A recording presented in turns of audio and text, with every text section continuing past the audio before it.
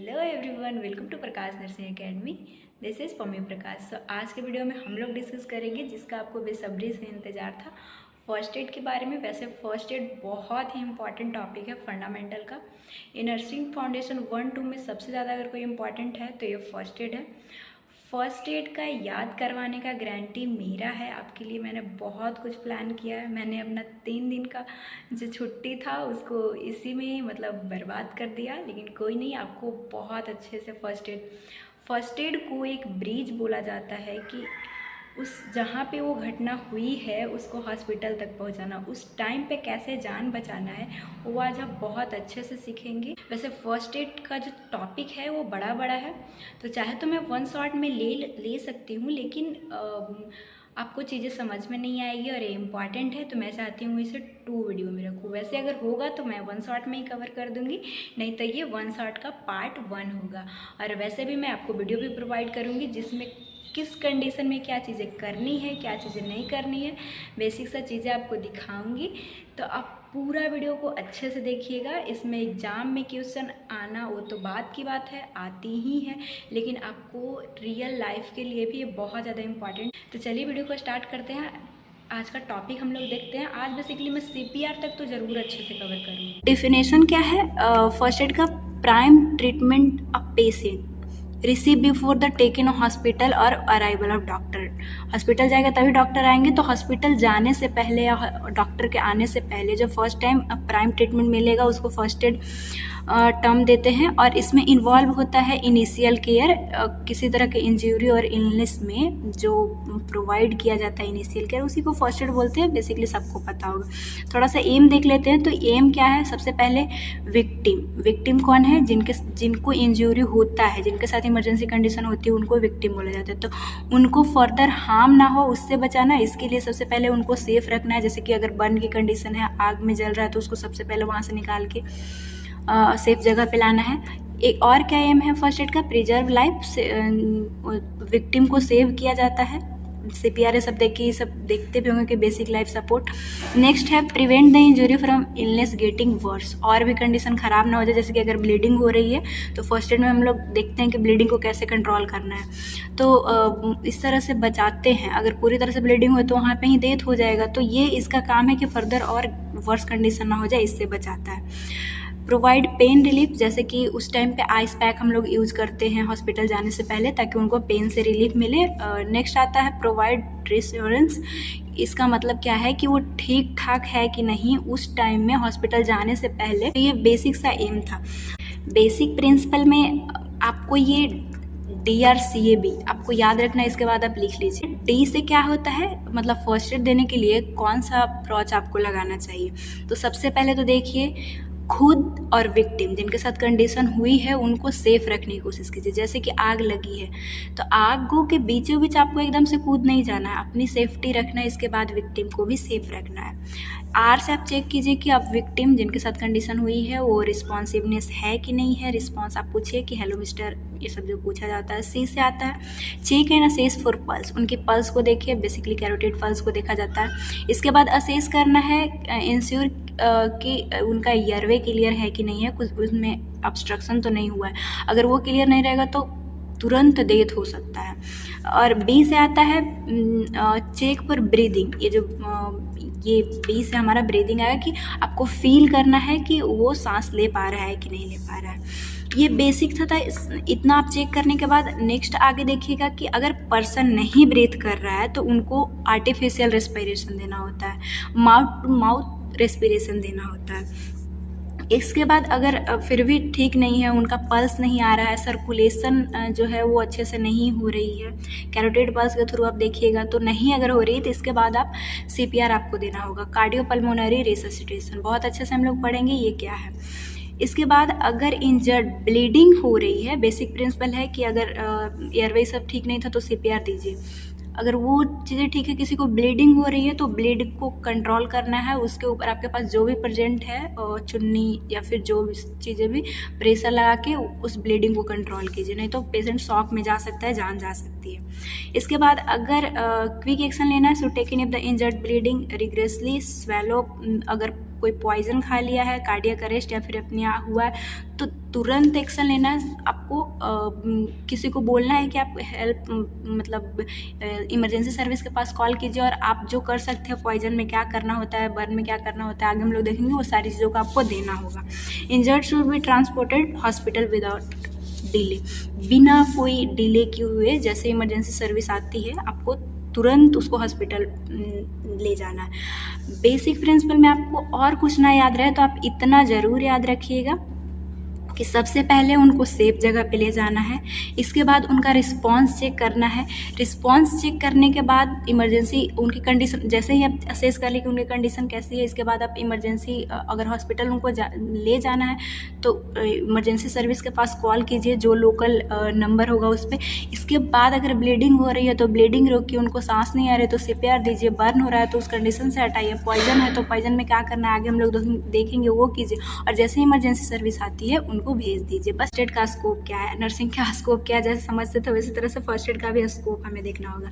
तो सबसे पहले फर्स्ट एड जब हम देते हैं तो वहीं पे डिटरमाइन हो जाता है कि उनकी कंडीशन कैसा है, नेचर द सिचुएशन, उनकी इस मतलब सिचुएशन का नेचर कैसा है, ऑब्जर्व सिम्टम जैसे कि ब्लीडिंग हो रही है या फिर वो गिर गया है, वो सिवरिंग शॉक ये सब हो रही है, तो वो फर्स्ट टाइम पता चल जाता है। सबसे पहले तो ये डायग्नोस कर लेता है, इसका स्कोप हुआ। इसके बाद जैसे ही आप असेस चेक कर लेंगे उसके बाद आप क्या करते हैं, ट्रीट करते हैं। तो वही मैनेजमेंट, जैसे कि रिमूवल पॉजिटिव एजेंट, अगर उनके ऊपर कोई मशीन गिर गया हो तो वो चीज़ को हटा देना, फायर है तो उससे हटाना, इलेक्ट्रिक का वायर है तो उसे हटाना और उनको सेफ रखना in order to reduce further injury, bleeding हो रही है और इंजरी ना हो उससे बचाना। तो फर्स्ट तो था वही, सबसे पहले हम डिटरमाइन कर लेते हैं, इसके बाद ट्रीटमेंट देते हैं। तो जो आप पहले पढ़े उसी को बस लैंग्वेज आपको बदल के लिखना है। इसके बाद ट्रांसफ़र, आप जब उसको चेक कर लिए थे इसके बाद उसको कुछ जो आपको फर्स्ट एड उनको चाहिए वो देने के बाद हॉस्पिटल ही तो भेजना होता है। तो arrange for safe transportation hospital and inform family, उस टाइम पे आपको हो सके तो फैमिली को भी बता देना है और उनको हॉस्पिटल में तुरंत भेज देना होता है। तो ये स्कोप था। याद कैसे आपको रखना है, दया मया ट्रांसफ़र। फर्स्ट एड में हम लोग दया ही किसी के ऊपर करते हैं तो डी से आ जाएगा हमारा डायग्नोसिस, एम से मैनेजमेंट, और ट्रांसफ़र हो ही गया। तो इस तरह से आप याद रख सकते हैं, छोटा सा ट्रिक से। गोल्डन रूल फर्स्ट एड का क्या है ये इम्पॉर्टेंट है, तो फिर से वही चीज़ें रिपीट होगी। आप देखिएगा, सबसे पहले काम रहना है, पैनिक नहीं होना है, घबराने से कुछ नहीं होता। इसके बाद अगर first do not harm your self, अपने आप को भी मतलब सेफ़ रखना है।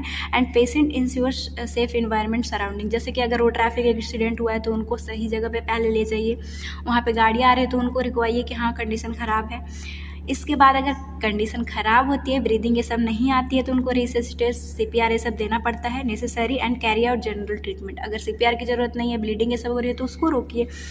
अगर टाइट क्लॉथिंग है तो उसको लूज करना है, और इसके बाद मतलब कि विक्टिम का वेस्ट के पास अगर क्लॉथिंग टाइट हो तो सबको वो लूज कर दीजिए, और ब्लीडिंग हो रही है तो अरेस्ट कीजिए। Cover all wound, burn, immobilise fracture. Fracture बहुत इंपॉर्टेंट है। फ्रैक्चर टाइम, फ्रैक्चर में हम लोग देखेंगे कि उसको इमोबिलाइज करके रखना रहता है, क्यों रखना रहता है आगे हम लोग देखेंगे। इसके बाद reassure the victim and get help as soon as possible. इसके बाद हेल्प के लिए आपको चिल्लाना है, ताकि आप जब ट्रांसपोर्ट करें तो उसके लिए भी जैसे कि इमरजेंसी सर्विस आई तो उनको अगर गाड़ी में एम्बुलेंस में बैठाना है तो 1-2 पर्सन रहे तो ठीक है। सब आपको उस टाइम ध्यान रखना है कि अगर आप किसी से हेल्प ले सकते हैं तो लीजिए, क्योंकि सब चीज़ आप अकेले नहीं संभाल सकते। नेक्स्ट आता है ट्रांसपोर्ट द विक्टिम प्रॉपरली। इसके बाद उनको एम्बुलेंस में, या फिर एम्बुलेंस नहीं आती है तो आजकल तो बहुत गाड़ी है, गाड़ी पे बैठा के उनको नियर हॉस्पिटल भेजिए ताकि उनको फर्दर ट्रीटमेंट मिल सके। तो ये गोल्डन रूल था। प्रिंसिपल भी आप इससे पहले भी आप यही चीज़ देखे थे। बेसिक प्रिंसिपल में भी आपको लगा कि यही देख रहे हैं, गोल्डन रूल में भी यही देख रहे हैं, तो वही चीज़ें रिपीट होते आ रही है। बस आपको किस तरह से लिखना है एग्जाम में वो चीज़ों को ध्यान रखना होगा कि हाँ ये हेडिंग मेन आपको याद रखना है, ये क्या क्या चीज़ें हम इन्वॉल्व करेंगे। सो ये फर्स्ट एड का डेफिनेशन। अगर अब हम लोग देखेंगे मैनेजमेंट, तो अगर कहीं से भी क्वेश्चन आए, इसमें क्या इंपॉर्टेंट है हाईलाइट करवा दूँगी पार्ट 2 में मैं। तो इसमें सबसे पहले उतना कंटेंट डिपेंड करता है पूछा कैसा है। अगर ज़्यादा मार्क्स में पूछा है तो फर्स्ट एड के बारे में आप लिखिएगा, उसका बेसिक प्रिंसिपल स्कोप ये सब आप लिख सकते हैं आप कॉस। इसके बाद मैनेजमेंट स्टार्ट कीजिएगा। और अगर थोड़ा मतलब 2 मार्क्स में पूछा है तो सीधा जो मैनेजमेंट है वही लिखना होगा। तो फर्स्ट एड मैनेजमेंट में सबसे पहले वुंड है, तो उसको देख लेते हैं। वुंड का मतलब सबसे पहले कई लोग समझते होंगे कि कई बार जो एरिया में टिश्यू इंजरी होने के कारण जो घाव जैसा दिखता है उसी को वुंड बोलते हैं, तो ऐसा नहीं है। कहीं कटता भी है तो उसको हम लोग वुंड ही बोलते हैं। तो ये क्या है? A wound is injury in which a skin layer cut और पियर्स। स्किन का कट जाना, इसको भी हम लोग इसी को इंजरी बोलते हैं। उनमें कुछ तरह का कोई जैसे पेयर्स छेद वेद हो गया, होल हो गया, तो वो वुंड कहलाएगा। First aid different type of wound. अब फर्स्ट एड ही तो हम लोग देख रहे हैं, तो सबसे पहले वुंड आपको ध्यान रखना होगा, बहुत सारे पाए जाते हैं जिसमें हम लोग ओपन, क्लोज एंड कोई फॉरेन बॉडी से वुंड हुआ है उसका देखेंगे। अगर ओपन वुंड हुआ है तो फर्स्ट एडर शुड चेक पहले ब्लीडिंग आपको देखना है कि अगर ब्लीडिंग हो रही है तो first aider should observe victim fracture, dislocation and treat them. Bleeding हो रही है, सबसे पहले ब्लीडिंग को ऑब्जर्व कीजिए वो है कि नहीं है। इसके बाद आपको देखना है कि उस एरिया में कहीं फ्रैक्चर तो नहीं ना हो गया है या फिर डिसलोकेट तो नहीं ना हो गया है। ये चीज़ आपको चेक करने के बाद wound should B pressed clean cloth, avoid entry dirty water. वहाँ पे गंदे पानी आपको नहीं रखना है या फिर डर्टी ये सब नहीं आने देना है। उसको क्लीन क्लॉथ से प्रेस कीजिए उस एरिया को अगर ब्लीडिंग हो रही है तो। और फ्रैक्चर की कंडीशन है तो उसको इमोबिलाइज रखना है, मूवमेंट नहीं देना है। Wound should be gently dabbed with a fresh cloth which immerse and squeeze clean water and second ball. कुछ नहीं, अगर वुंड आपको ओपन दिख रहा है तो उसको फ्रेश क्लॉथ से मतलब साफ़ करना है। और आप वहाँ पे अगर कटोरी उसमें पानी हो तो एक में उसको डालिए और दूसरे से फिर क्लीन क्लॉथ निकाल के पानी और उससे साफ़ कीजिए। Finally the injured part should be secured, prevent, minimise movement. जैसा कि मैं बताइए कि मूवमेंट आपको नहीं देना है। और इंजर्ड हैंड मतलब हैंड इंजर्ड है या फिर कोई लेग इंजर्ड है तो उनको मूवमेंट नहीं देना है। Should be secured with sling और लेग अ स्प्लिंट। देखिए ये क्या होता है, हम लोग करते क्या है कि जब भी कोई फ्रैक्चर होता है तो उस टाइम आपको क्या करना होता है, एक आप इस तरह से कोई लकड़ी का हो तो आप लीजिए और मैं कुछ एक्सपेरिमेंट आपको इसके साथ करके दिखाऊंगी। सो अगर बाय द वे इसका पैर फ्रैक्चर हो गया तो यहाँ पे लकड़ी का जो आता है उस तरह से रख के आपको स्लिंग कैसे बनाना है स्प्लिट, इस तरह से आप रखें और 2-3 जगह पे आप बांध दीजिए। मतलब लूजली ही बांधिएगा, ज़्यादा टाइट नहीं बांधिएगा। तो इस तरह से आप स्लिंग्स बना सकते हैं। नेक्स्ट आता है जो विक्टिम है उनको शांत रखना है। इसके बाद should be immediately transfer hospital. वही तो हमें करना होता है कि सबसे पहले उनको सेफ रखिए, उनको केयर दीजिए और हॉस्पिटल भेजिए। इसके बाद और जब भी हम लोग देखें कि अगर इस तरह का वुंड वाला हो तो उसको प्रेस करके रखना, मतलब ब्लीडिंग नहीं होने देनी है, वहाँ पे साफ कर देना है और स्लिंग हो सके तो हमें स्प्लिंट बना के इमोबिलाइज कर देना है। अगर फॉरेन बॉडी के वजह से वुंड हुआ है तो हमें क्या करना है, foreign body like object, would, splint, thorn, fibre glass या फिर ग्लास हमारे स्क्रीन के अंदर आ जाए, लाइक इस तरह से कई बार चाकू जो आ जाता है जिसके कारण अगर वुंड हो जाए, इंजर्ड हो जाए हमारा स्किन, तो क्या करना है, सबसे पहले हो सके तो सेफली रिमूव कीजिए। नहीं तो फर्स्ट एड आप क्या कर सकते हैं, direct pressure should be applied by squeezing wound edge around the foreign body, control bleeding. जब भी लाइक ये चाकू यहाँ पे आ गया है तो इसके अगल बगल में आपको प्रेस करना है, इसके ऊपर सीधा प्रेस नहीं करना है। इसके बाद piece of gauze should be placed over the object. देखिए आपको सिंपल सा फंडा याद रखना है कि कोई भी फॉरेन चीज़ चले जाए, लकड़ी या फिर कोई चाकू, तो उसको उसके अराउंड में उसको स्क्वीज करके कैसे रखना है, इस तरह से आप गोल गोल बनाइए और उसके अंदर ऐसे स्क्वीज करके रखना है। कभी भी उस ऑब्जेक्ट को हटाने की कोशिश नहीं करना है, वही सारी चीज़ें हैं। Thereafter clean padding should be placed around the object before trying to wound formally and bandage piece of clean cloth. इस तरह से आपको बना के उसके अराउंड रखना है। First aider should not press object too hard. कभी भी इस ऑब्जेक्ट पे आपको प्रेस नहीं करना है, नहीं तो और अंदर जा सकता है जिससे इंजरी हो सकती है। The first aider should transfer the victim hospital. इसके बाद आपको हॉस्पिटल भेजना है। इसमें इम्पॉर्टेंट यही था कि अगर कोई फॉरेन चीज़ है तो उसको कभी भी सीधा आपको निकालने की कोशिश नहीं करनी है, इस तरह का गॉज बना के उसे किनारे वाले एरिया से ब्लीडिंग ना हो, बस इसका ध्यान रखना है। लास्ट हम लोग उनका देख लेते हैं कि अगर क्लोज वुंड रहे, लाइक उतना ब्लीडिंग आपको दिख नहीं रहा है, main goal treatment to should be control pain. इसमें उनको वुंड हुई है तो पेन होगा, उसमें आपको उनके पेन को कंट्रोल करवाना है। ब्लीडिंग वैसे इसमें नहीं होती, लेकिन अगर इंटरनल ब्लीडिंग हो रहा हो तो उसको रिड्यूस करवाना होता है, जो कि हम लोग आगे देखेंगे। And inflammation by using ice pack, कैसे आपको ये सब चीज़ों को, पेन को और इन्फ्लामेशन को कंट्रोल करना है, तो आइस पैक को उस टाइम पे यूज करना है। कंप्रेस और elevation and immobilise the injured area, injured जो एरिया है उसको एलिवेट करके रखना है ताकि ब्लड सप्लाई अच्छे से हो। इसके बाद अगर in case of associated laceration and abbreviation, antibiotic ointment should be applied typically on wound, मतलब उनको दिख रहा है कि कंडीशन ख़राब ज़्यादा नहीं है, बस वुंड थोड़ा ही है अंदर से, मतलब थोड़ा थोड़ा ब्लीडिंग या फिर उतना बाहर से लेसरेट एरिया नहीं दिख रहा है तो उसको क्लोज वुंड बोल देंगे।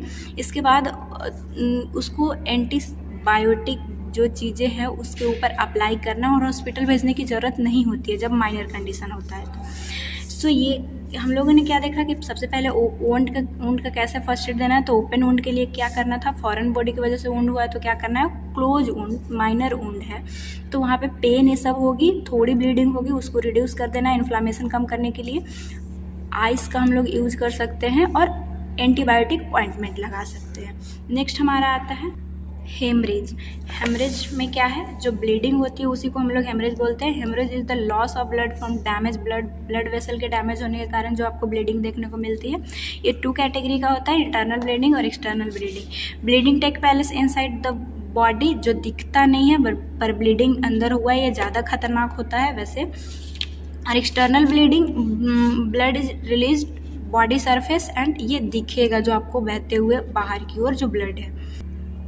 फर्स्ट एड क्या करना है आपको ब्लीडिंग को कंट्रोल करने के लिए, तो एक एक करके देख लेते हैं। सबसे पहले तो ये significant bleeding from a wound stop naturally bye retracting blood vessels and blood clotting. आपको पता है कि ब्लीडिंग जब भी होती है तो हमारे बॉडी में ही ऐसा चीज़ें पाई जाती है, आप एनाटॉमी फिजियोलॉजी में पढ़े होंगे कि वो क्लॉट हो जाता है, फिब्रिलेशन ये सब आके क्लॉट कर लेते हैं, लेकिन उसके लिए टाइम लगता है। इसीलिए आपको ब्लीडिंग को कंप्रेस करने के लिए फर्स्ट एड इसका प्राइमरी प्रिंसिपल है। सो सब मेजर आपको ध्यान देना है, क्या फर्स्ट एड कर सकते हैं।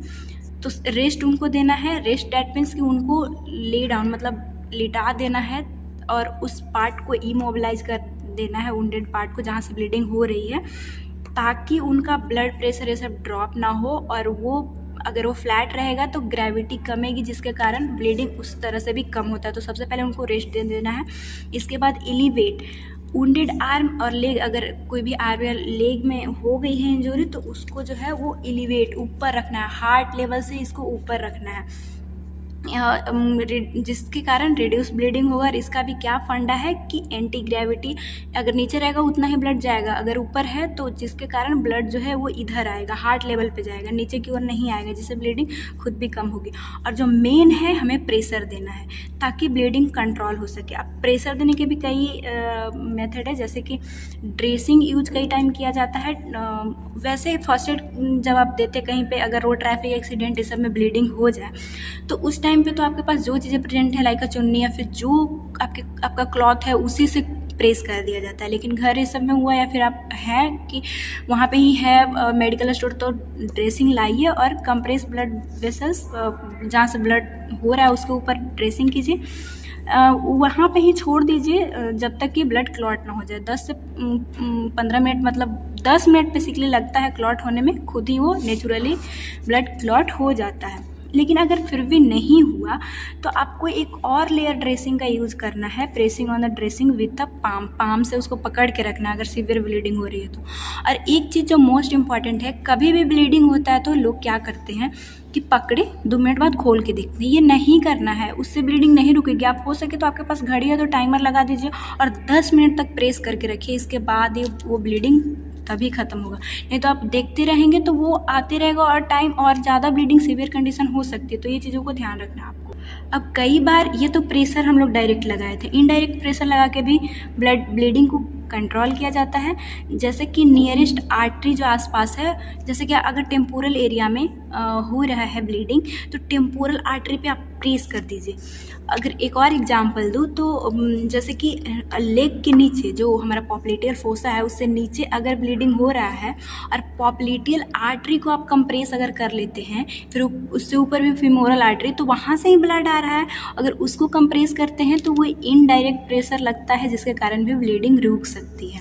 आप ये जब एडक्टर कैनाल पढ़िएगा, आशालता के बुक में बहुत अच्छे से दिया हुआ है कि कैसे कफ यूज करके जो एक जो डॉक्टर थे वो किस तरह से ब्लीडिंग एम्पुटेशन में रोके थे। आपको याद होगा तो मे बी रिलेट कर पा रहे होंगे।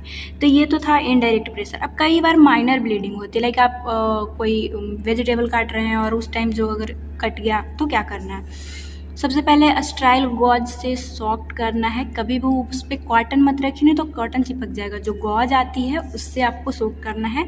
इसके बाद हॉस्पिटल में अगर है तो नॉर्मल सलाइन आपको मिलेगा, घर में नहीं मिलेगा। क्लीन वाटर लेना है और सूटेबल ड्रेसिंग अप्लाई कर देना है। ड्रेसिंग आप नॉर्मल से जानते होंगे, वो अप्लाई कर दीजिए। In case of victim note had, अगर वो उनको टिटनस का टीका वो नहीं लगवाए हैं तो हॉस्पिटल तब आपको भेजना होगा टिटनस का टीका लगवाने के लिए। नहीं तो टिटनस बहुत ही खतरनाक है जो कहीं पे कट लगने से हो सकती है, तो ये चीज़ का ध्यान रखना है माइनर ब्लीडिंग में। अगर इंटरनल ब्लीडिंग हो तो उसको कैसे कंट्रोल करेंगे। इफ़ माइनर ब्रूस और आर्म, लेग और रेस्ट इंजर्ड पार्ट, वहाँ पे थोड़ा थोड़ा ब्रूस आपको दिखेगा, उसका सिम्टम्स के टाइप से apply ice pack few minute and watch for sign that is healing. मतलब क्या करना है कि अगर माइनर ब्लीडिंग आपको ब्रूसिंग ये सब दिख रहा है कि हाँ थोड़ा थोड़ा इंटरनल ब्लीडिंग हुआ है, तो उस टाइम पे आप आइस यूज़ करने से ठीक हो जाएगी उनकी कंडीशन। लेकिन अगर सीवियर इंटरनल ब्लीडिंग हो जाए, core body that active ambulance, मतलब कभी कभी अंदर की जो आर्टरी है वो अगर ब्लीडिंग करना स्टार्ट करते हैं और अब वो बाहर चीज़ें नहीं आ रही, तो उस टाइम पे आप प्रेशर भी नहीं अप्लाई कर सकते, क्योंकि वहाँ पे जो ऑर्गन है उसको अफेक्ट ब्लड कर सकता है। इंटरनल ब्लीडिंग बहुत ज़्यादा हो गई है, ब्रेन ये सब में हो गई है, तो डॉक्टर के पास भेजना है। अगर शॉक की कंडीशन हो रही है तो उसको ट्रीट करना है, जो कि हम लोग आगे देखेंगे। अप्लाइंग आइस पैक भी आप चाहे तो उस एरिया पे दे सकते हैं जहाँ पे आपको दिख रहा है कि हाँ इंटरनल ब्लीडिंग लग रही है, जैसे कि ब्रेन ये सब में। But do not put pressure over the wound, जैसा कि पहले भी मैं आपको बताई कि उस जगह पे आपको प्रेशर नहीं देना होता है, नहीं तो ब्लड इधर उधर जा सकती है। अगर ब्रेन में ही इंटरनल ब्लीडिंग हुआ है, ब्लड इधर उधर क्लॉट हुआ, तो हमारा न्यूरॉन्स से सबकी काम अफेक्ट हो सकती है, तो कंडीशन बहुत ख़राब हो जाएगा। तो ये सारी चीज़ों को ध्यान रखना है। तो अब तक आप ब्लीडिंग समझ गए होंगे, इसमें कुछ नहीं था। सबसे पहले अगर सीवियर ब्लीडिंग हो तो क्या करना है, माइनर में हमें घर में ही उसे ठीक कर लेना है। अगर इंटरनल ब्लीडिंग हो तो उस पर डायरेक्ट प्रेशर मत दीजिए, हॉस्पिटल भेजिए। इन सारी चीज़ें ही हम लोग पढ़े। अब हम लोग देख लेते हैं शॉक में क्या होगा। ये शॉक क्या कंडीशन है पता ही होगा, अगर नहीं पता तो हम लोग देखते हैं। Development body note enough blood supply the vital organ, जैसे हमारे ब्रेन में अगर नहीं जाए ब्लड तो उस कंडीशन में शॉक जैसी कंडीशन आती है। इस क्यों हो सकता है, मतलब इंसान गिर जाता है पैंटिंग होके, जो कि सिम्टम्स में हम लोग देखेंगे। ये कैसे हो सकता है, तो सीवियर ब्लीडिंग अगर हो गई हो तो हमारे वाइटल ऑर्गन को ऑक्सीजन नहीं मिलता है, जैसे हमारे हार्ट को ऑक्सीजन नहीं मिलेगा तो शॉक की कंडीशन आ जाती है। हार्ट अटैक हुआ हो या अदर हार्ट प्रॉब्लम हुआ हो जिसके कारण हमारे ब्रेन को ब्लड सप्लाई नहीं मिल रहा है तो भी शॉक देखने को मिलेगा। एलर्जिक रिएक्शन, जो कि सेप्टिक शॉक में आप जैसे ही एडल्ट हेल्थ नर्सिंग पढ़िएगा वहाँ पे शॉक के बहुत सारे टाइप होते हैं। तो अगर एलर्जी इन्फेक्शन ये सबसे हुआ है तो सेप्टिक शॉक बहुत अदर में आते हैं, वो सब आप वहाँ पे पढ़िएगा। तो एलर्जी के कारण भी शॉक हो सकती है, जिसके कारण ब्लड अफेक्ट हो जाता है और वो अफेक्टेड ब्लड ब्रेन यूज़ नहीं करता है तो शॉक हो सकता है। नर्वस सिस्टम इंजरी में भी शॉक होती है। सीवियर बर्न हुआ है तो डिहाइड्रेशन के कारण शॉक होता है। बट एक तो खुद ही अगर डिहाइड्रेशन, अगर बॉडी में फ्लूइड की कमी हो तो भी ये शॉक हो सकता है। साइन सिम्टम क्या है, a very depend condition. Shock बहुत सारे टाइप्स के होते हैं और सिम्टम्स उसी के मतलब कैटेगरी के होते हैं, लेकिन फिर भी कुछ कॉमन देख लेते हैं, जैसे कि कूल और कामी स्किन होगा, मतलब वेट स्किन देखने को मिलेगा। पल्स जो है कभी रैपिड भी रहता है, वीक भी रहता है। फैंटनेस, मतलब चक्कर खा के गिरेगा या फिर चक्कर उसको लगेगा। रैपिड ब्रीदिंग होगी, नजिया एंड वोमिटिंग होगा। इनलार्ज पीपल जो है इनलार्ज हो जाता है, उसको वीकनेस लगेगा, फटिग लगेगा। चेंज मेंटल स्टेटस, जैसे कि एंजियस होगा, वो बहुत ज़्यादा घबरा जाएगा। ये सारी चीज़ें आपको शॉक की कंडीशन में देखने को मिल सकता है। अब आप बोलोगे कि दीदी हमें तो फर्स्ट एड बताइए, तो ठीक है, शौक आता है, इम्पॉर्टेंट है, इसीलिए वो सारी चीज़ें भी आपको लिखना होगा। अब आप लोग मैनेज फर्स्ट एड देके आप ही को करना है अगर ऐसी कंडीशन आई तो सबसे पहले तो suspect person shock call for emergency 108 या फिर लोकल जो इमरजेंसी नंबर आपके एरिया का होगा उस पर कॉल कीजिए। ले the person down, elevate leg fit slightly, इसको ट्रेंडल बेल पोजीशन भी बोलते हैं, आपको पता होगा, मैं पहले भी पढ़ा चुकी हूँ। पेशेंट को जो है उसका ये लेग को एलिवेट रखना है ताकि उसके ब्रेन तक जो है वो जा सके ब्लड। इसके बाद क्या है, keep the person still and don't move her unless unnecessary, उनको मूवमेंट नहीं करवाना है, ये चीज़ को आपको ध्यान रखना है। इसके बाद अगर उनकी कंडीशन ख़राब है, शॉक वो अनरिस्पॉन्सिव हो गए तो आपको CPR भी देना होगा। इसके बाद सच नोट ब्रीदिंग कफिंग, मतलब कि ये सारी चीज़ें जैसे पल्स सब चेक करने के बाद ही आप CPR देते हैं ना, तो वो सब चेक कर कीजिएगा, वो अनकॉन्शियस है तो आपको CPR देना पड़ेगा। Loose tight cloth if needed, बहुत ज़्यादा अगर वो टाइट क्लॉथिंग पहने तो उसको लूज करना है। Person with a blanket prevent chilling, उनको जो है वो ब्लैंकेट भी देना होता है क्योंकि ब्लड की कमी होने की वजह से हमारे बॉडी को हीट मिल नहीं पाता है, तो उस टाइम पे वार्म के लिए ब्लैंकेट आप दे सकते हैं। डोंट लीड द पर्सन ईट और ड्रिंक एनीथिंग, कुछ भी खाने पीने के लिए नहीं देना है क्योंकि वो अभी शॉक के कंडीशन में कॉन्शियस नहीं रहता है और आप देते तो स्प्रेड करेगा जिसके कारण उसकी ब्रीदिंग स्टॉप हो सकती है। तो ये सारी चीज़ों को अवॉइड करना है। इसमें आप क्या ध्यान रखना है आपको कि सबसे पहले तो उसको इमरजेंसी नंबर पे आपको कॉल करके और उसको ट्रेंडल बेल पोजीशन देना है, और अगर ज़रूरत हो तो CPR देते रहिए तब तक इमरजेंसी आ जाएगी। उसके बाद उसको भेज देना है और कुछ भी खाने पीने के लिए नहीं देना। तो ये छोटा सा बस यही ध्यान रखना है आपको। नेक्स्ट हम लोग देख लेते हैं मस्कुलोस्केलेटल इंजरी। इसमें जो चीज़ आएगी हम लोग देखेंगे। तो मस्कुलोस्केलेटल इंजरी में फ्रैक्चर सबसे पहले आता है। इसमें मेडिकल कंडीशन डेट अगर severe force of bone fracture, सबको पता है कि सीवियर फोर्स अगर बोन पे लगा दिया जाए तो फ्रैक्चर हो सकता है। Different way in which bone fracture can occur, जैसे कि बहुत टाइप का फ्रैक्चर एडल्ट हेल्थ नर्सिंग में पढ़िएगा, लेकिन फिर भी हम लोग थोड़ा थोड़ा देख लेते हैं कि एक क्लोज होता है और एक कंपाउंड फ्रैक्चर होता है जिसको ओपन भी बोलते हैं। क्लोज फ्रैक्चर में क्या होगा कि स्किन का मतलब एक फ्रैक्चर यहाँ पे हुआ है, स्किन के ऊपर कोई ब्लीडिंग ये सब लेसरेशन ये सब आपको नहीं देखने को मिलेगा, और इसमें देखने को मिलेगा, ये सीरियस होता है क्योंकि ब्लीडिंग भी होती रहती है। सिम्टम्स क्या है, जब भी फ्रैक्चर होता है तो ये कॉमन सा है कि पेन होता है, स्वेलिंग हो जाती है, ब्रूसिंग ये सब देखने को मिलता है। वो उस एरिया को सबसे बड़ा साइन इसका यही है कि अगर वो मूव नहीं कर रहा है, स्वेलिंग हो जाए तो फ्रैक्चर की कंडीशन है। Open fracture bleeding occur because skin laceration, मतलब कि ओपन फ्रैक्चर देखने को तब मिलेगा जब लेसरेशन हो गई हो, स्किन भी कट चुका हो। ठीक है, ये सारी चीज़ें था। फर्स्ट एड हमें जानना है, वो चीज़ देखेंगे। तो आपको क्या करना है, stop any bleeding, don't try to realign the bone. हम लोग क्या करते हैं कि अगर ये भाई साहब का फ्रैक्चर हो गया तो हम लोग इसको चाहते हैं कि अगर इस तरह से मुड़ गया है तो इसको सीधा कर दे, कभी नहीं करना, ये गलती आपको। नेक्स्ट है immobilise the injured area, make a splint, place gently under the limb and tie the limb piece of cloth. जो पहले मैं आपको बताई कि अगर इनका ये फ्रैक्चर हुआ है तो इस पर एक लकड़ी उकड़ी का जो आपको मिलेगा उसको रखिए और इसको बांध लीजिए, इस तरह से हमारा स्प्लिंट तैयार होता है।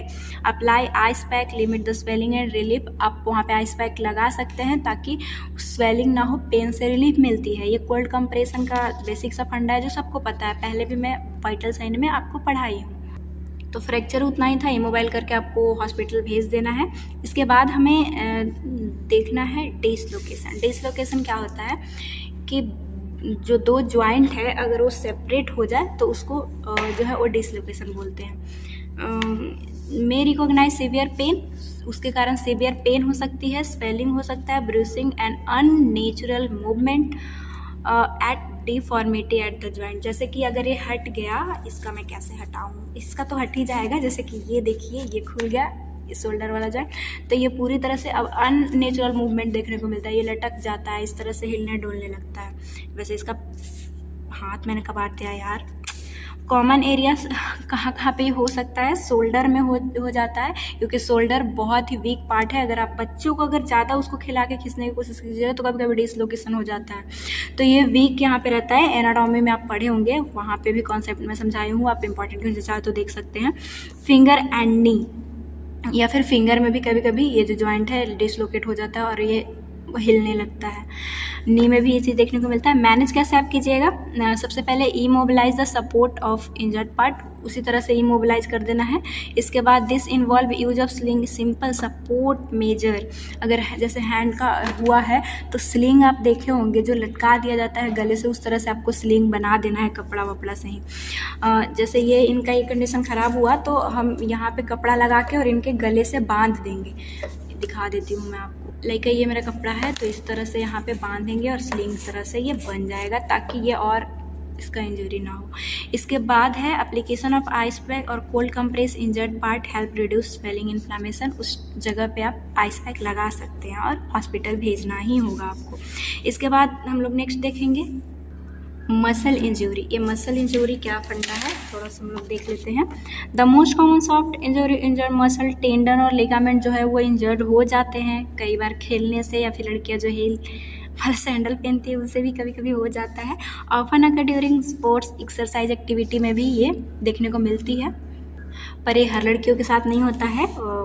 जिनको कभी कभी ये गिरने की वजह से हो सकती है, नॉर्मली भी ये हो सकता है, ऐसा नहीं है कि हील वाले से, स्पॉट से सब में ज़्यादा देखने को मिलता है। Sprain, tier the ligament and देखिए जो मसल इंजरी है उसमें 2 टाइप का आपको इंजरी देखने को मिलेगा। एक को स्प्रेन बोलते हैं, एक को स्ट्रेन बोलते हैं। स्प्रेन क्या है कि अगर लिगामेंट जो कि कनेक्टिव टिश्यू रहता है जो कनेक्ट करता है 2 बोन को, बोन जो एंड वाला एरिया है जो जोड़ता है उसको हम लोग लिगामेंट बोलते हैं, तो उस लिगामेंट में अगर इंजरी हो रहा है तो उसको स्प्रेन बोलते हैं। स्ट्रेन किसको बोलते हैं, जो टेंडन होती है जो मसल और बोन को जोड़ता है उसमें अगर इंजरी हो या फिर मसल में इंजरी हो तो उसको स्ट्रेन बोलते हैं। याद कैसे रखना है, टी से टेंडन आता है तो टेंडन में अगर इंजरी हो तो उसको स्ट्रेन बोलते हैं, और अगर टेंडन याद हो गया तो स्प्रेन का मतलब है कि लिगामेंट में इंजरी हुआ हो। तो इस तरह से इंजरी हो सकता है। अब क्या उस टाइम पे फर्स्ट एड दीजिएगा, तो ये राइस अप्रोच जो है वो लगाना रहता है। जैसे आपके दोस्त के साथ आप खेल रहे हैं, उनको स्ट्रेन बहुत ज़्यादा तो पेन होने लगा, तो आपको क्या करना है, उस टाइम पे घबराना नहीं है। सबसे पहले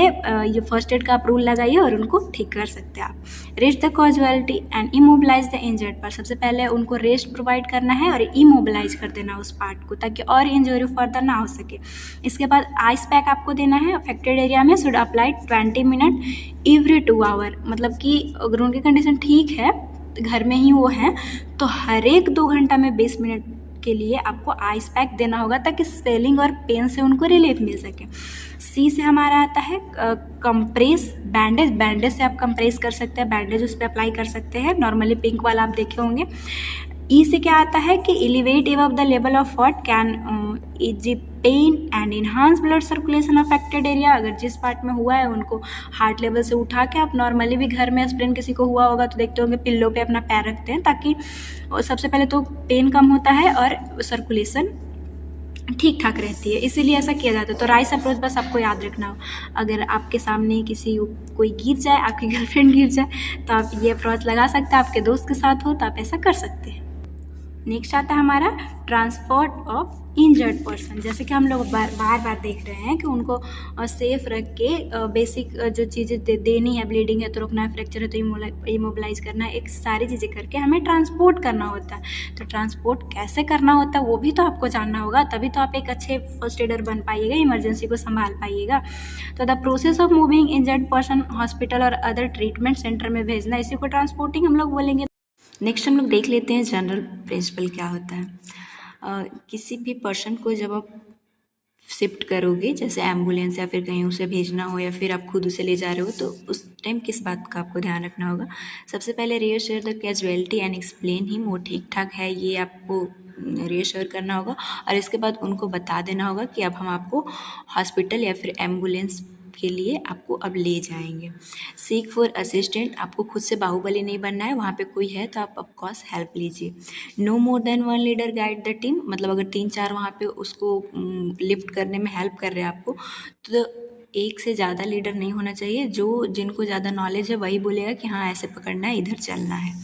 maintain proper body mechanism will moving the victim. Body mechanism क्या होता है, ये प्रिंसिपल ऑफ बॉडी मैकेनिज्म जब मैं मोबिलिटी एंड इमोबिलिटी चैप्टर पढ़ाई हूँ वहाँ बता चुकी हूँ, एग्जाम के लिए भी इम्पॉर्टेंट है, अगर आप नहीं देखे हैं तो देख लीजिए। बॉडी मैकेनिज्म हमें इस तरह से मेंटेन करना होता है। इसका बेसिक प्रिंसिपल है कि मेरा बॉडी का खुद का इंजरी ना हो जाए, हम किस चीज़ को उठा रहे हैं, इसके लिए प्रॉपर बॉडी का सेफ मेंटेन खुद भी करना होता है। Consider the nature of severity injury, first aid already provided.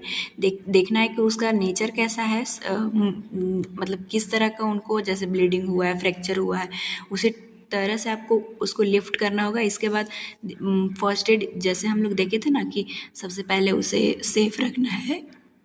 Safe रखने के बाद उसे फर्स्ट एड जो उसका बेसिक चीज़ उनको देना, जैसे फ्रैक्चर है तो उनको इमोबिलाइज कर देना है, ब्लीडिंग है तो उसे रुकना है, तो वो सारा फर्स्ट एड देने के बाद ही आपको ट्रांसपोर्ट करना होता है। तो वही है कि ऑलरेडी फर्स्ट एड प्रोवाइड कीजिए। इसके बाद ये भी देखिए कि कितने कितने लोग हैं, कितने असिस्टेंट हैं आपके साथ और कौन सा रूट कवर कीजिएगा। ये बेसिक प्रिंसिपल था।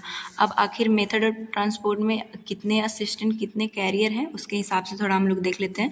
तो 1 मैन कैरेज, अगर एक ही पर्सन है वहाँ पे और कोई नहीं है तो कैसे किसी पर्सन को उठा के वो एक जगह से दूसरी जगह ट्रांसपोर्ट करेगा। सबसे पहले आता है क्रैडल मेथड। क्रैडल मेथड आपने अगर मूवी देखा होगा तो जो कभी कभी आपने देखा होगा कि जो मेन हीरोइन है उनको हाथ पे जो रख के, या फिर जब ऐसा कब होता है कि अगर शादी हो रही हो और मेन जो लड़की है वो चक्कर खा के गिर गई, या फिर उनको घर में नई बार जब घर का आगमन होता है तो कई बार जो हीरो होते हैं या फिर लड़के होते हैं उनको हाथ पे उठा के घर में ले जाते हैं। तो इस तरह से बस याद करवाना मेरा मकसद है। तो वही मेथड है। ये किसके लिए रहता है? Carry children and light weight casualty, carrier should be place arm under the casualty thigh other around the trunk waist to lift. ऐसा, अब वो तो क्योंकि मूवी है तो उसमें अगर लड़की थोड़ी सी हैवी भी रहे तो चलता है क्योंकि वहाँ पे इज्जत की बात होती है, लेकिन यहाँ पे ऐसा कुछ नहीं। वहाँ पे देखना होगा कि कोई बच्चा हो या फिर आपसे लाइट वेट, कम वेट का हो, उसी को आप अपने हाथ पे रख के ले जा पाएंगे। मूवी और रियल लाइफ में तो अंतर होती है ना, तो वही चीज़। तो आपको कैसे इसको याद रखना होगा, मे भी आप रिलेट कर पाए होंगे, लेकिन मतलब इसको जब मैं ऐसे हाथ पे, आप लोगों ने देखा होगा कि ऐसे जो हम लोग पकड़ के ले जाते हैं, तो वो वही क्रैडल होता है। याद रखने का छोटा सा कि कभी कभी जब लड़की होती है वो अगर थोड़ी हैवी होती है, हेल्दी होती है, तो जो लड़के होते हैं उठाने में उनको कहर, मतलब वो बहुत उनको ज़्यादा एफर्ट लगाना पड़ता है जिससे कहर निकलती है। तो क्रैडल और कहर आपको बस याद रखवाने का मैं कोशिश कर रही हूँ। किसी की भावनाओं को ठेस पहुँचाना मेरा कोई ये है नहीं, तब ध्यान रखिएगा। सिंगल कैरियर में ही एक आ जाता है ड्रैग मेथड। इसमें क्या है कि इन this method casualty is not lifted but pulled on the ground. ऐसा कब होता है, मतलब उसको उठाया नहीं जाएगा, सिर्फ खींचा जाता है। ऐसा फायर के टाइम पे होता है। जैसे यहाँ पे आग लगी है, यहाँ पे कैजुअलिटी मतलब एक तरह से वो बर्न हो रहा है, जल रहा है, तो उनको इस तरह से पकड़ के और चाहे उनका जैकेट पकड़ के खींचना ताकि वो आग से हट सके, ये हमारा ड्रैग मेथड होता है। फायरमैन कैरी मेथड क्या है कि ये जो है ऐसी टेक्निक है जहाँ पे 1 person carry another across there shoulder पे रख के और उनका फ्री हाथ को पकड़ता है। देखिए क्या होता है, जैसे ये अगर फर्स्ट एडर है और ये पर्सन है, तो पर्सन को उठा के अपने कंधे के इस तरह से रखना और उनका हाथ आता है इस तरफ से। आप कभी देखे होंगे मूवी में भी कि यहाँ पे सीधा पकड़ के, ज़्यादा जो हीरो लोग होते हैं यहाँ पे पकड़ के, और उनका मुंडी जो है वो पीछे की ओर आता है और इस तरह से उनका फ्री हाथ ये वाला हाथ से फर्स्ट एडर पकड़ लेगा। तो ये आता है हमारा फायरमैन कैरी मेथड। लास्ट हमारा आता है क्रच मेथड। इसमें क्या है कि विक्टिम कॉन्शियस होना चाहिए, जिनके साथ ये कंडीशन हुई है। अब वो कॉन्शियस है तो क्या करेगा, जो आपने देखा होगा कि ये जैसे पर्सन फर्स्ट एडर है और ये विक्टिम है, तो विक्टिम को गले पे हाथ रख के और जो सिर्फ चलवाना होता है वो खुद से चलेगा और ये बस सपोर्ट देगा, एक हाथ इनका वेस्ट पे रखेगा, तो क्रच मेथड होता है। तो इसमें क्या बोला कि the carrier should rise casualty from the ground standing position. पहले उठाएगा, इसके बाद carrier should hold casualty ground standing position. ये 2 बार आ गया है, मतलब सबसे पहले उठा के इसके बाद प्लीज़ हर एक आर्म जो रहता है वो वेस्ट पे रहता है। आप नॉर्मल भी देखे होंगे कि एक यहाँ पे रखेगा और असिस्ट हर वॉकिंग और होपिंग, और वो चाहेगा कि वो खुद से चले, और एक हाथ उनका कंधे पे रहता है और उनको पकड़ के और चलवाते। तो ये क्रच मेथड हो गया। इसके 1 मेथड कैरियर ही आपको याद रखने में प्रॉब्लम होगा तो सिड्डू DF से आप याद रख सकते हैं। एक था क्रैडल, एक था क्रच, एक ड्रैग और फायरमैन। तो आप क्रच और क्रैडल में कंफ्यूज हो सकते हैं। तो देखिए क्रड तो हम लोग देखे कि जिसमें कहर आ गई थी, और क्रच में खुद से चलवा रहा है। यानी कि यहाँ पे आप देख सकते हैं क्रैडल में सिर्फ एक ही सी था, लेकिन इसमें 2 सी है, क्रच में 2 सी है और एक कॉन्शियस पर्सन के लिए। तो आपको याद रखने में हेल्पफुल होगा कि क्रैडल में कहर आ रही थी वो जो एक हीरो हीरोइन का सीन है वो वाली चीज़ है, लेकिन क्रच में कॉन्शियस पेशेंट को हम लोग कैसे ट्रांसपोर्ट करते हैं वो वाली सीन है। ठीक है, ये आपको याद रह जाएगा। अब बाकी सब आसान है। अगर 2 मैन कैरी रहे तो ह्यूमन क्रच मेथड होता है। ये क्या है, in this method the carrier should stand both side casualty, 2 person रहेंगे।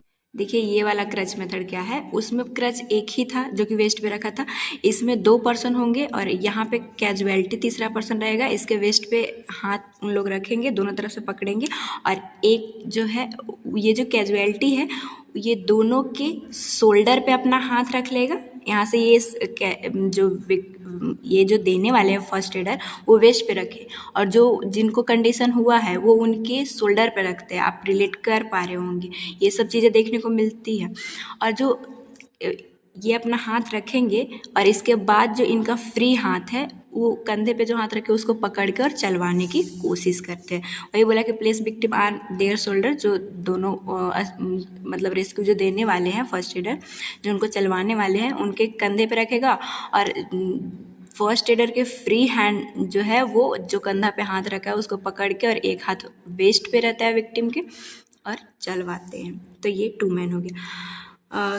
Creche method. अब एक 2 हैंडल सीट मेथड होता है, उसको देख लेते हैं। इसमें 2 रेस्क्यू होते हैं क्योंकि 2 मैन कैरियर ही देख रहे हैं। फॉर्मिंग सीट देयर हैंड को ही सीट बना लेते हैं, person shoulder and knee and then grasping each waist. देखिए क्या होता है, जैसे ये पर्सन है और एक यहाँ पे पर्सन है, एक पर्सन यहाँ पे मतलब दोनों हाथ से ऐसे पकड़ लेंगे ये वाला, और एक जो है अपना दोनों हाथ को यहाँ पे ऐसे पकड़ेंगे। जैसे इस तरह से पर्सन खड़ा होगा, अपना लेफ्ट ऐसे पकड़ेंगे और एक जो है यहाँ पे रहेगा, इस तरफ से पकड़ेंगे और यहाँ पे ऐसे पर्सन को बैठा दिया जाएगा। इस तरह से ऐसे वो बैठेगा, चेयर की तरह बना दिया जाता है। तो ये 2 हैंडेड सीट मेथड हो गया। 3 मैन कैरियर ये आसान है, इसमें जो है lift patient together at one. जैसे ये 3 मैन आसान भी होता है कि एक रहेगा पैर की तरफ, एक रहेगा यहाँ रहेगा और एक गले की तरफ रहेगा और तीनों ऐसे उठाएंगे और उनको ट्रांसपोर्ट करेंगे। तो ये था 3 man carrier. 1 man carrier, 2 man carrier और 3 मैन कैरियर, ये हमारा कैसे ट्रांसपोर्ट करना है वो चीज़ मेथड। तो ट्रांसपोर्ट ऑफ इंजर्ड पर्सन में भी एग्जाम में आ सकता है, तो इसे एक बार और आप नहीं समझ में आया तो दोबारा वीडियो की देखने की कोशिश कीजिए। वैसे आसान है, आप रियल लाइफ में भी देखे होंगे, जब होता है कंडीशन तो इसी तरह से लोग उठा के एक जगह से दूसरी जगह ले जाते हैं। अब हम लोगों का आज का लास्ट पॉइंट आएगा रेस्पिरेटरी इमरजेंसी के कुछ कंडीशन पढ़ेंगे और इसके बाद CPR पढ़ेंगे, क्योंकि ज़्यादा वीडियो बड़ा ना हो तो हम लोग इतना ही देख के नेक्स्ट वीडियो में देख लेंगे। तो रेस्पिरेटरी इमरजेंसी अगर देखें तो early identification of management of pulmonary emergency are critical. Pulmonary related है लंग से ही, तो ये बहुत इंपॉर्टेंट हो जाता है कि उसका जल्दी से मैनेजमेंट करें, नहीं तो अगर एयरवे ब्लॉकेज हुआ तो उस कंडीशन में जान जा सकती है। तो फर्स्ट आता है हमारा डिस्निया रेस्पिरेटरी प्रॉब्लम में। ये क्या होता है, सांस का फूलना, आप लोग नॉर्मल सुने होंगे।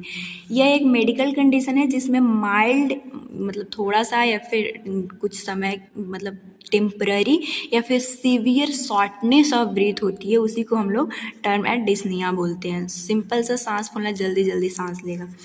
कॉजेज इसका क्या है कि मतलब क्यों ऐसा हुआ, हो सकता है उनका एयरवे ब्लॉक हो जाए जिसकी वजह से वो सांस नहीं ले पा रहा है तो जल्दी जल्दी लेने की कोशिश कर रहा है। एंजाइटी एंड स्ट्रेस में भी आप देखे होंगे कि सांस फूलने लगता है। ब्रोंकोस्पाज्म, इसका मतलब क्या है कि अगर एयरवे जो विंड पाइप है अगर वो नैरो हो जाए तो भी ये कंडीशन होगा। Hypoxaemia, shortness of O2 in blood. Hypoxaemia क्या है, अगर हमारे ब्लड में O2 की कमी हो जाए तो उसे हाइपोक्सीमिया बोलते हैं। निमोनिया के कंडीशन में भी लंग्स अफेक्टेड होता है तो भी शॉर्टनेस ऑफ ब्रीथ देखने को मिलता है। एनीमिया कंडीशन क्या है, इसमें जो RBC में हीमोग्लोबिन है बेसिकली वो लो रहता है, इसके कारण ऑक्सीजन टिश्यू को मिल नहीं पाते हैं, तो भी जल्दी जल्दी कंपनसेट करने की कोशिश में वो जो है वो ब्रीथ करता है। और नेक्स्ट अगर ब्लड क्लॉट हो जाए, ब्लड अगर एक जगह क्लॉट हो गया है, एयरवे ब्लॉकेज हो सकती है या फिर टिश्यू को मिल नहीं पा रहा है, तो भी कंपनसेट करने की कोशिश में ये शॉर्टनेस ऑफ ब्रीथ होती है। ये तो ठीक है, आप बोलोगे कि हमें फर्स्ट एड बताइए कि अगर किसी को शॉर्टनेस ऑफ ब्रीथ हो रहा है तो हम क्या करेंगे। सबसे पहले तो उनकी एयरवे देखिए कि कोई ब्लॉकेज है कि नहीं है। इसके बाद for better oxygenation and ventilation आप उनको कोई हवादार जगह पे ले जाइए, फ़ैन ये सब ऑन कीजिए ताकि उनका अच्छा वेंटिलेशन हो। इसके बाद उनको प्रॉपर पोजीशनिंग, डैट मीन्स कि फॉलर पोजीशन ये क्या होता है मैं पहले वाली वीडियो में बता चुकी हूँ, जो स्लाइटली जो बैठा हुआ टाइप से रहता है। लिमिट एक्टिविटी, काम कम बंद करवाइए, काम करेंगे उनको और ऑक्सीजन चाहिएगा जिसके वजह से और ब्रीदिंग जो है वो मतलब और उनको प्रॉब्लम होगा। She should give oxygen therapy, उनको ऑक्सीजन थेरेपी देना होगा, वे बेसिकली हॉस्पिटल जाने के बाद उनको मिलेगा। तो इतना करने के बाद उनको अगर नहीं ठीक हो रहा है तो हॉस्पिटल भेजिए जिससे उनको ऑक्सीजन थेरेपी मिलेगा, जो कंडीशन ठीक होगी। आता है हमारा एस्फाइक्जिया। एस्फाइक्जिया क्या कंडीशन है, यह एक सीरियस कंडीशन है जिसमें अराइजेज ड्यू टू ऑक्सीजन अगर हमारे बॉडी टिश्यू में कम हो, उस कंडीशन को हम लोग एस्फाइक्जिया बोलते हैं। ये कब हो सकता है, जब tongue falling back into the posterior part of throat in unconscious victim, अगर विक्टिम अनकॉन्शियस हो गया है। अनकॉन्शियस क्या है हम लोग आगे वीडियो में देखेंगे बहुत अच्छे से। सो उनको अपने टाइम पर्सन पैलेस का कोई होशो हवास नहीं है, तो उनकी टंग जो है वो एयरवे में जाके फंस जाती है, तो उनको ऑक्सीजन नहीं मिलेगा, टिश्यू तक नहीं जा पाएगी, तो वो थोड़ा सा ये वर्सनेस कंडीशन है asphyxia. Presence of food vomit other foreign particle airway, अगर विंड पाइप में वॉमिट वाला या फिर फूड पार्टिकल भी आ जाए तो भी ये कंडीशन हो सकता है। पॉइजनिंग के कंडीशन में भी ये एस्फाइक्सिया देखने को मिलता है। पॉइजनिंग में हमें क्या करना है नेक्स्ट वीडियो में बताऊंगी। कार्बन मोनोऑक्साइड पॉइजनिंग में भी ऐसा होता है, अगर बहुत ज़्यादा आग लगी हो वहाँ पे भी धुएं में अगर आप हैं तो ये कंडीशन हो सकती है। साइन सिम्टम्स क्या आता है जिनको एस्फाइक्सिया है, तो उनको भी सांस लेने में बहुत ज़्यादा दिक्कत होती है और ब्रीदिंग जो है वो इंक्रीज रहता है नॉर्मल ब्रीदिंग रेट से। स्नोरिंग गार्गलिंग साउंड होगा, ब्रीथिंग के टाइम पे ऐसे नॉर्मल साउंड होती है लेकिन उस टाइम पे आपको खराटे सब की आवाज़ आएगी। फास्ट एंड वीक पल्स होगा, पल्स भी आप चेक कीजिएगा तो या तो फास्ट होगा या वीक देखने को मिलेगा। अनकॉन्शियसनेस, क्योंकि बेसिकली देखिए कि अनकॉन्शियसनेस ही इसको लीड कर रहा है, तो पेशेंट अनकॉन्शियस होगा और उनको सांस लेने में प्रॉब्लम होगी। ये उससे ज़्यादा वर्स कंडीशन है, डिस्निया से ज़्यादा ये वर्स कंडीशन है। वो स्ट्रेस ये सब में ही होता था, लेकिन ये अनकॉन्शियस हो या फिर कोई उनका अनकॉन्शियस होने की वजह से उनके टंग के वजह से उनका एयरवे ब्लॉकेज हुआ, तो ये सारी कंडीशन थी। अब ठीक है, आपको फर्स्ट एड क्या देना है, वैसे आप ये सब चीज़ें और एडल्ट हेल्थ नर्सिंग में अच्छे से पढ़िएगा, टाइप से सब बहुत अच्छे से पढ़ाया जाएगा। Obstruction in airway should be immediately remove and expose fresh air. अगर देखें कि अनकॉन्शियस है, उनका टंग एयरवे को ब्लॉक कर रहा है, तो वो चीज़ को आपको पहले ब्लॉकेज हटाना है, इसके बाद उनको फ्रेश एयर दीजिए। Resuscitation should be complete needed, क्योंकि वो अनकॉन्शियस भी रहता है, तो अगर नीडेड है तो उस टाइम पे आपको CPR देना होगा। और बेसिकली अब हम लोग CPR के बहुत करीब आ चुके हैं। Transported in hospital in emergency condition, इसके बाद आपको हॉस्पिटल भेजना ही होगा। सबसे पहले उसे सेफ्टी दिए, फर्स्ट एड जो उनको करना था कि ये, इसके बाद उनको हॉस्पिटल भेजिए, ये फर्स्ट एड में आपको ध्यान रखना होगा। तो ये थी हमारा एस्फाइक्सिया। अब हम लोग देखते हैं एक आता है ड्रॉनिंग। ये आपने कभी देखा होगा मूवी में या फिर रियल लाइफ में भी कि लोग जो डूब जाते हैं और डूब के जो मतलब वो सांस लेने की वजह से जो पानी में आपको दिखेंगे। Drowning is a condition that arises when person die from inability to breathe under water। पानी के अंदर सांस नहीं ले पाना वो एक डाई की कंडीशन ही होती है, लेकिन पूरी तरह से पर्सन नहीं जो है वो डाई किया हुआ रहता है, उसी को हम लोग ड्रॉनिंग बोलते हैं। ये भी रेस्पिरेटरी प्रॉब्लम के अंदर ही आता है।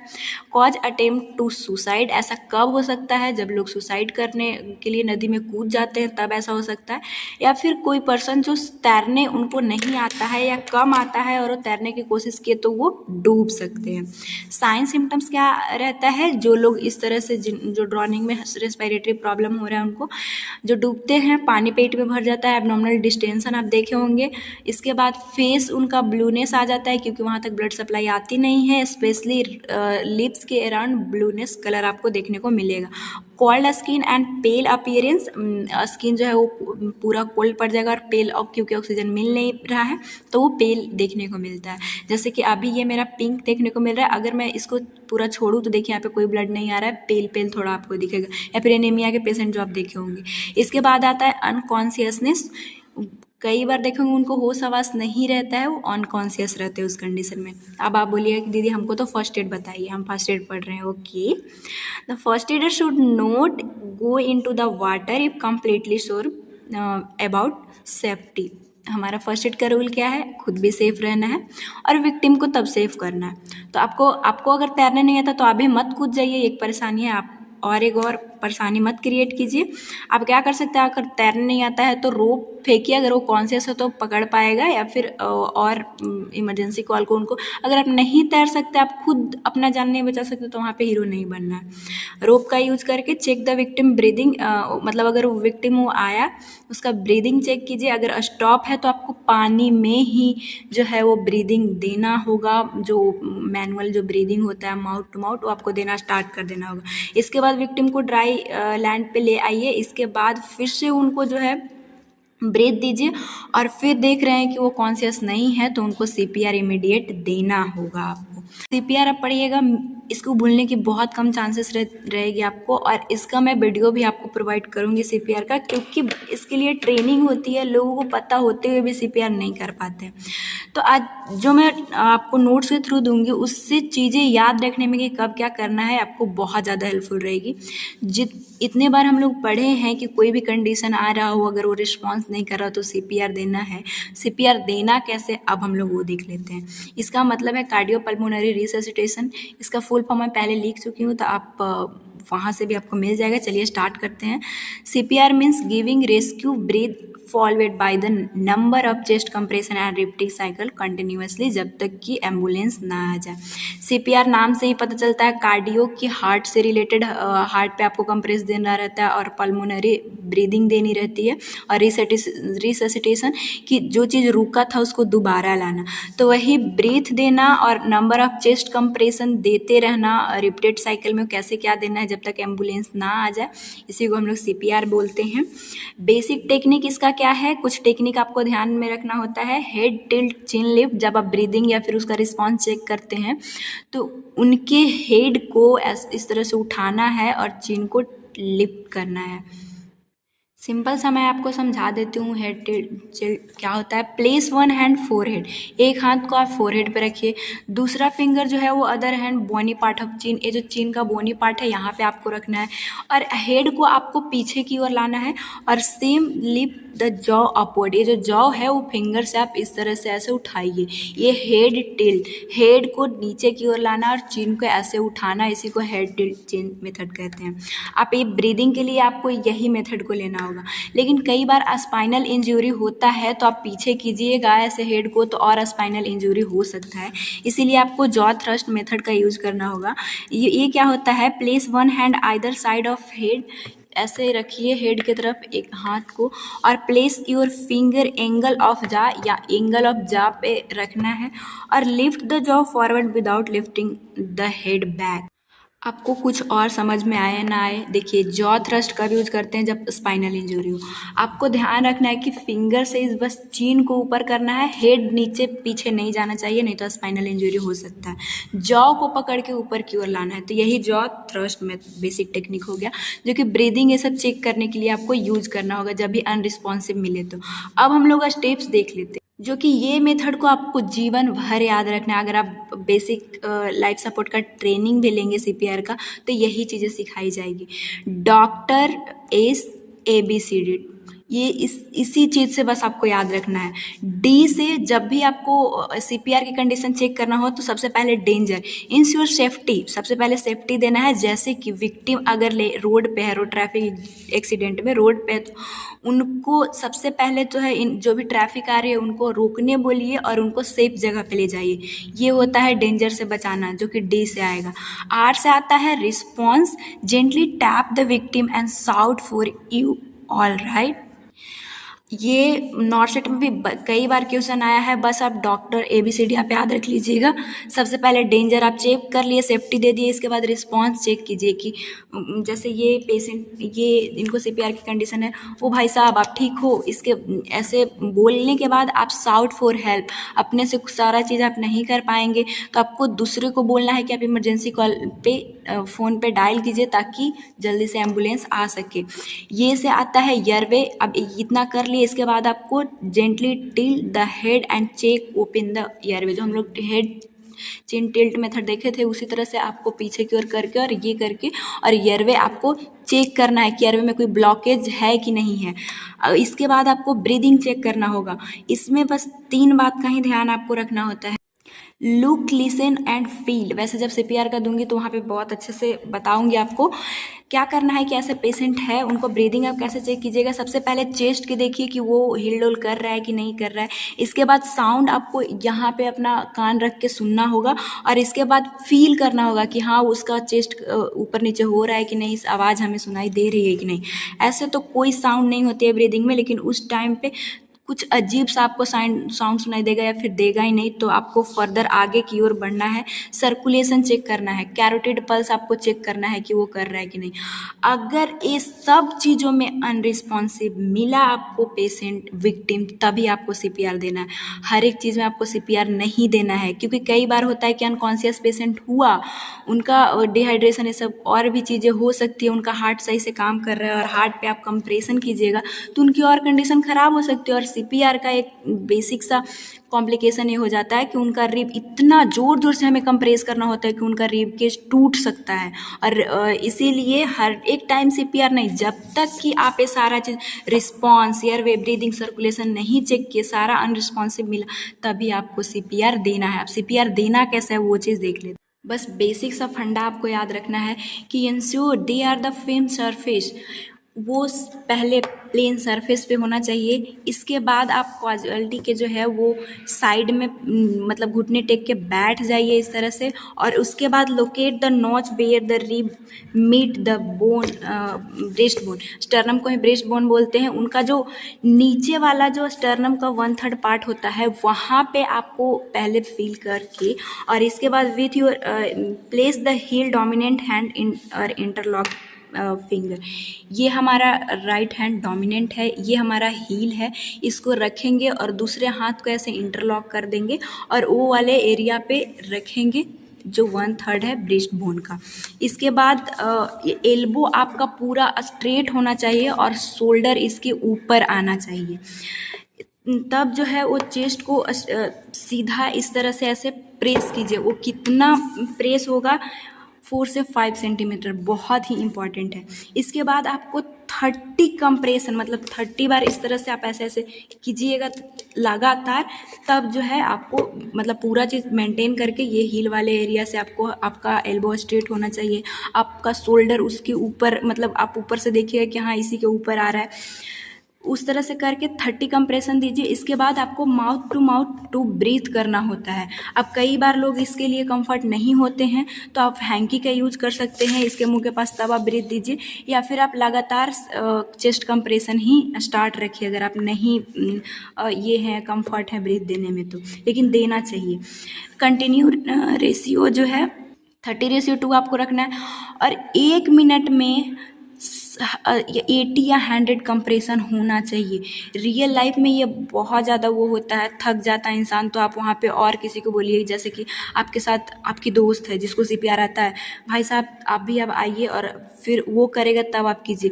इतना जल्दी जल्दी कंप्रेशन देना होता है कि बहुत थकने के चांसेस होते हैं। तो बस यही चीज़ों का आपको ध्यान रखना है कि किस तरह से आप ब्रेस्ट बोन के 1/3 वाले हिस्सा पे अपने डोमिनेंट एरिया के नील वाले पार्ट को, सॉरी जो ये पार्ट है हील वाले पार्ट को रखना है और स्ट्रेट रह के इस तरह से कंप्रेस दे कि वो नीचे की ओर 4 से 5 सेंटीमीटर धंसे।